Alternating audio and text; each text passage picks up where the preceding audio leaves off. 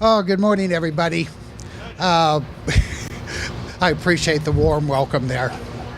I'd like to thank you all for driving all the way out here to celebrate the Yucca gas pipeline dedication. This has been probably one of the most difficult negotiations that IID has ever been in, not because of the tremendous amount of dollars that is involved in it, but the fabulous number of different parties between APS, TransCanada, EDF, ourselves, the U.S. government, the Mexican government, and I can say on behalf of Susie and Carrie, Susie Carrillo and Carrie, that we learn more about customs than we've ever wanted to in the past, and hope that we never have to deal with that again. So today we have representatives from all the parties here that helped IID finish this project. We have Mike Burke from TransCanada. Mike is with TransCanada's Gas Transmission Northwest North Baja Pipeline. We also have Norm Spooner from APS, and we have IID's Director Jean-Pierre Menville. So we're going to let Mike talk first. Mike was TransCanada's lead for all the commercial aspects of the North Baja project Yuma Lateral. He's worked on the North Baja pipeline expansion, which now provides a path for gas from Energia Costa Azul, LNG terminal by Ensenada, which is imported here into the U.S. And before he worked with TransCanada, Mike worked for Pacificor. And one of the things that surprised me, it shouldn't have, but Mike pointed it out to me, that most of the gas that's being burned here is LNG. So it's coming in off the NGB, Gasoducti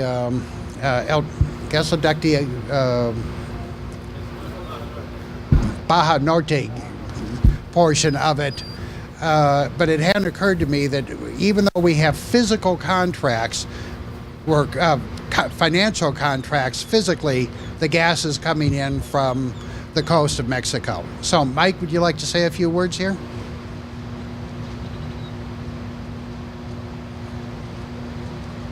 Thanks, Dave. I appreciate that introduction. We're really proud to have finally completed this project for IID. I wanted to give a little history of the North Baja pipeline, where, what's happened in the last few years, what we're doing and all. North Baja pipeline was originally built in 2002, and it was built primarily to serve power plant loads in Mexico. So it brought gas from Ehrenberg down through California, and TransCanada, well, it was North Baja Pipeline, which is now owned by TransCanada, but this was prior to TransCanada's ownership. But we developed North Baja primarily to serve those power plants. We built the U.S. portions of the North Baja Pipeline. It's about 80 miles. And then Sempra, there was a lot of, Dave mentions how complicated this project was, which it is. It was commercially. But in that case, we were dealing with all of the power plant ownership, the Sempra's ownership of Gasoducto Baja Norte, but we were able to develop that. Then Sempra added another glitch a few years back and wanted to develop an LNG terminal. So in 2008, after a number of years of permitting and commercial negotiations, we actually did an expansion of the North Baja project to make it bi-directional, which means, as Dave was talking about, that gas gets put in at near Ensenada, from the LNG terminal. Gas gets put in at Ehrenberg, and you never kind of know exactly where that null point in the system's going to be, or where the gas is going to be actually physically coming from. But we follow contracts when we're dealing with gas, because you have to have something from a commercial standpoint to follow. So 2008, we completed our expansion, got everything operational there. We had been working with IID, APS, and some other potential customers for a number of years to build a lateral from Mexico. Again, it was a joint project because Sempra's Gasoducto Baja Norte built the 3.5 miles of the Yuma lateral in Mexico. We built the 3.25 miles of the Yuma lateral from the border up to this plant. And then a year ago, we got the APS plant, the 2 new units that they built here, onto our system, which provided higher pressure gas and gas from North Baja rather than the El Paso system. So we hooked up APS about a year ago, and then we've been working with IID for a number of years, and we're fortunately able to complete this year the hookup, their meter regulating and heating facilities down there at the meter station, which I guess we'll see later. But all of this takes a lot of work. There's a lot of agreements that go into place. There's a lot of construction and contracting and all of that sort of thing. So there's a whole lot of people that are involved and deserve thanks for this whole project. Wanted to just talk a little bit more on the Yuma project. One of the more difficult aspects of the Yuma lateral when we built that was actually doing a directional drill under the Colorado River and the Alamo Grande Canal, I believe, in Mexico over there. So that was, let's see, 3,700 feet of 12-inch pipe as the directional drill. So that was a fairly significant part of that project. And I don't know if folks know exactly what directional drills are, but they're not always 100% successful. So you always sort of worry a little bit about when you're doing that. The connection of these plants to the North Baja system will now allow gas to come, as I said, from Ehrenberg, or as LNG gets more and more LNG gets delivered to Mexico, they may contract there. That's something probably more in the future, but right now everything for this plant is in essence coming from Ehrenberg down to here. Wanted to just make sure and thank everybody that was involved, all the folks from APS, from IID. I don't want to go through everybody's name exactly. All of the folks on our side. Unfortunately, Lisa Marshall, our project manager for this project, wasn't able to come today.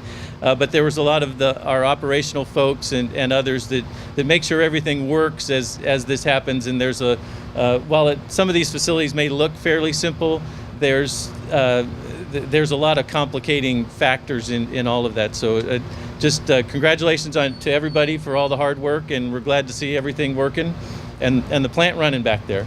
Thanks.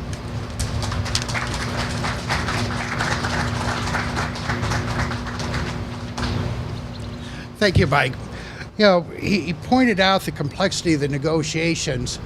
At one point, and we have tried to count the number of entities, but I think there's 8 different parties in 3 different countries that are part of this whole negotiations. And we could not have done it without the assistance of Mr. Tom Roth, our independent consultant, or SCAPA's consultant. IID has never before operated a plant where we're taking delivery directly off the interstate pipeline. For the facilities that we operate within the valley, we're part of the pool. But here we actually have to balance on very significant time frames, or a number of time frames going from hourly to daily to 3-day averages to monthly, and putting together all the operation responsibilities was extremely difficult, and I thank Tom for that. So, the next person we'd like to invite up is Norm Spooner, the fuel managers for APS.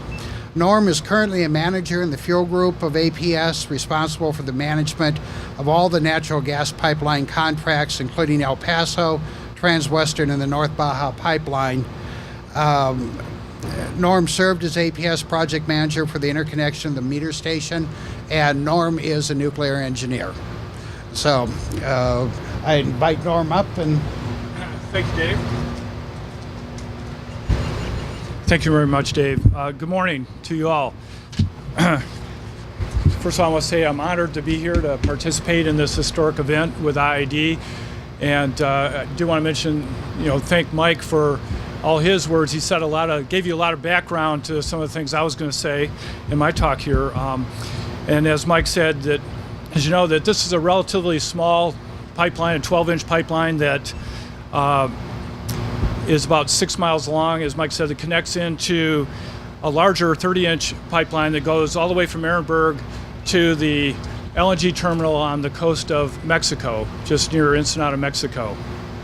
And this North Baja pipe provides significant natural gas opportunities for IID. IID now has the ability to not only purchase and schedule gas from the U.S. basins, but also the potential, pending favorable market conditions, to purchase gas that originates from markets all over the world that is delivered to the Costa Azul LNG terminal. It has been a pleasure for me to be part of this team on this project with the IID folks, of Tom Roth, David Koch, Susie Carrillo, and Bruce Townsend. I don't know if Bruce is here. Is Bruce here? Okay.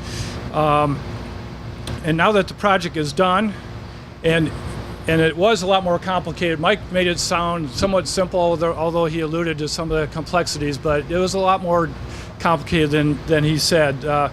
It's actually taken us almost 5 years just to get to this point where we're flowing gas not only for APS but for IID. And one of my favorite quotes is by a German philosopher named Friedrich Nietzsche, who once said, "That which does not kill me makes me stronger." And I think Mike Burke has got to be really strong now after everything he went through, just to get that little pipeline out of Mexico. To give you some background, Mike has said some of this, but I originally started working with Mike way back in 2006 when we were planning on installing our 2 new gas turbines, which are these gray units over here. We didn't have enough capacity on the El Paso system to bring gas to those units, so we started talking to Mike about connecting into the North Baja system.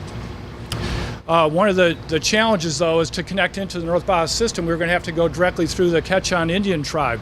So you can imagine there could have been complexities and costs associated with that. So the simple solution was just to connect into the pipeline south of the border near the compressor station that's just outside of Algodones. That seemed simple enough. However, what no one could have guessed was all the difficulties we would have navigating through the challenging waters with our U.S. governmental agencies. And while Mike was, pulling his hair out trying to get an easement with the Bureau of Reclamation just to get our 3-mile section of pipe in on the U.S. side, I was going through lots of challenges with our U.S. Customs folks just to get everything in place that needed to be so that we could import gas from Mexico underground. This is something that they were not used to. In Arizona, they're used to trucks coming across the border, but nothing that's coming in underground through a gas pipeline. So that was all very unusual to them.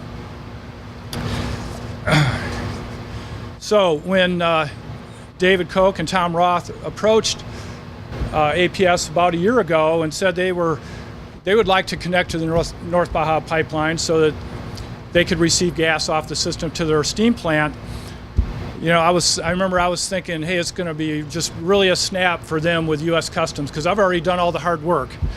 And then once Susie got involved and she had the responsibility of getting everything in place with U.S. Customs, I remember telling Susie, don't worry, it's going to be really easy for you.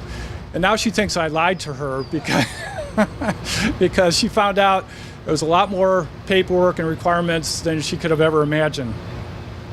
Regarding the construction project, there were many challenges, but everything came together. TransCanada was responsible for installing the new meter station for IID, and APS had the responsibility for all the interconnecting piping. So it was a great team effort, and I thought everyone did an excellent job working together to get the job done. I want to thank the TransCanada team, including Mike Burke and Lisa Marshall, who unfortunately is not here yet. I think she's supposed to come a little later. Thank them for their efforts and for their patience working with Susie and I. For the APS scope of work, I especially want to thank Bob Peaksma, who wasn't able to attend either. He works with Worley Parsons, and I want to thank him for all his hard work and many long hours away from his home in Denver, where he had to solve many technical challenges and in a timely manner to make sure the project stayed on track. And I don't think this project could have been a success without him. I especially want to thank the APS Yucca plant folks, Gary Valdez, Jared Howell, and Nick DeSantis, and also Jason Kelly from our IT department for all their support on this project. I also want to thank Tim Lofthouse, who wasn't able to attend either, and his team with Day and Zerman for their hard work in completing all the construction activities. And once again, I can't say enough what a great pleasure it has been working with the IID team. So thank you all.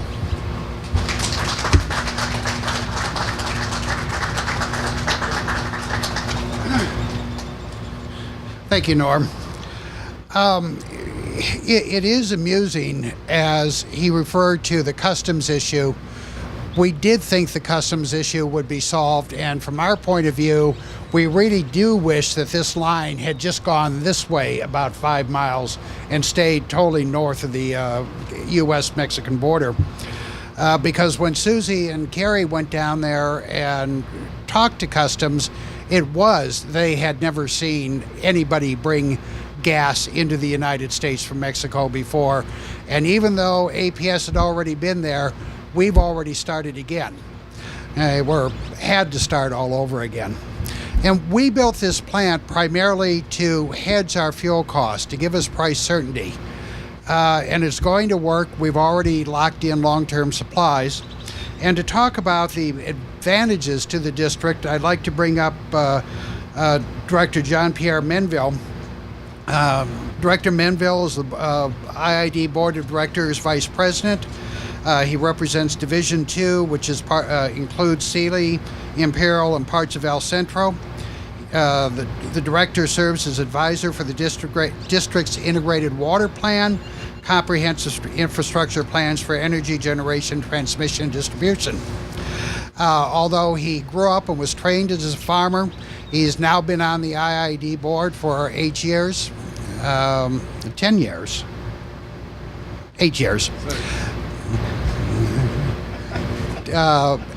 And knows much more about energy and water than I think he ever thought he would want to. So, Director Menville?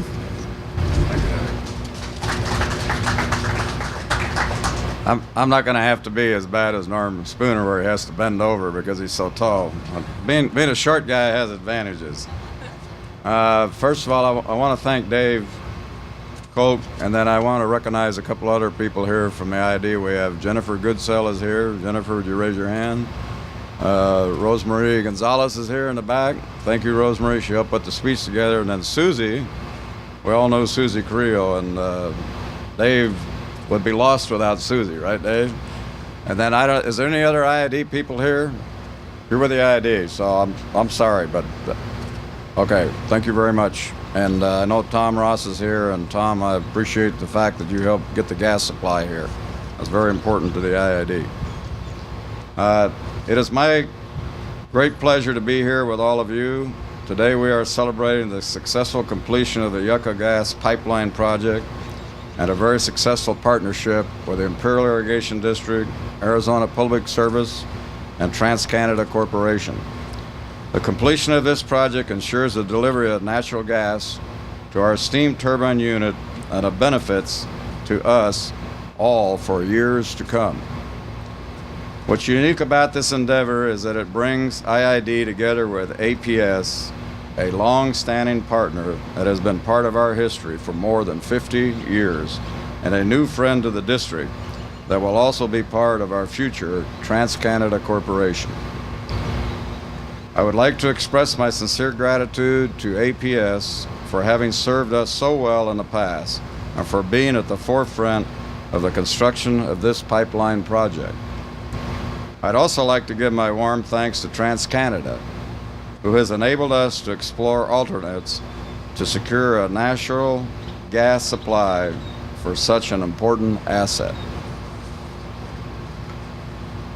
For those of you who may not be aware of IID's long history with the Yucca steam turbine unit, the 75 megawatt unit was formerly owned by Southern California Edison.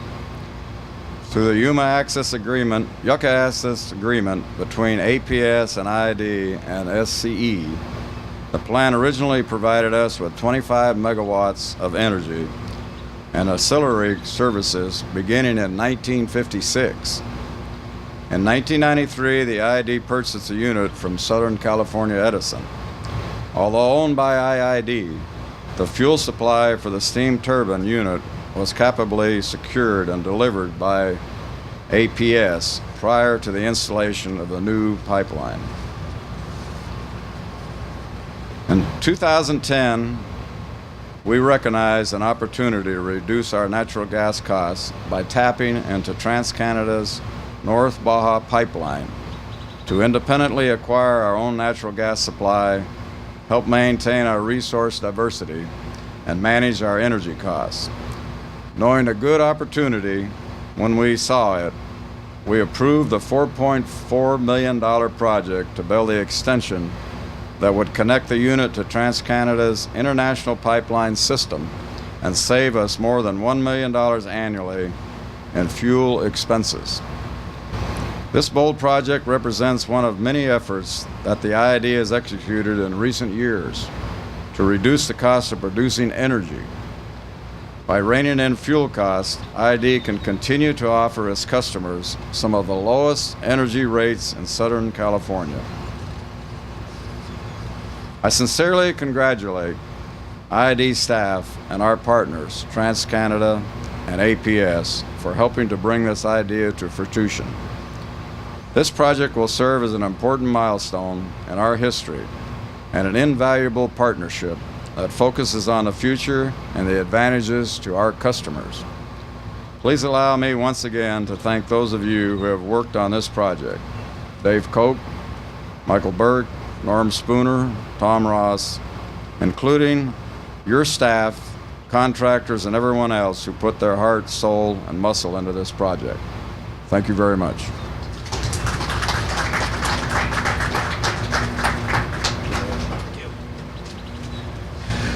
Yes. Who we do have here from IID is Raquel Lopez, the head of our contracts group, who negotiates natural gas contracts. Then Art Magana, Jared Sweet, who are our real-time or day-ahead schedulers, who decide how much gas we use on a day-to-day basis. And then Alma Montoya, who is currently in the financial group, but took the initiative and worked with all the other groups to help acquire the data and then get the data onto our financial system so that we can account for it, and is currently working with the customs agency, U.S. Customs, providing all the information that they require on a daily basis, and that's 7 days a week. Okay, not 5 days a week, but she has to provide it 7 days a week until Customs trusts us. So now we're going to do the highlight of the event. We're going to actually have to move out of these comfortable environments. We're going to walk over here to the facility itself, and we'll go through the dedication and ribbon cutting. So if we can just take a short walk with where Rosemary is, we're ready to go.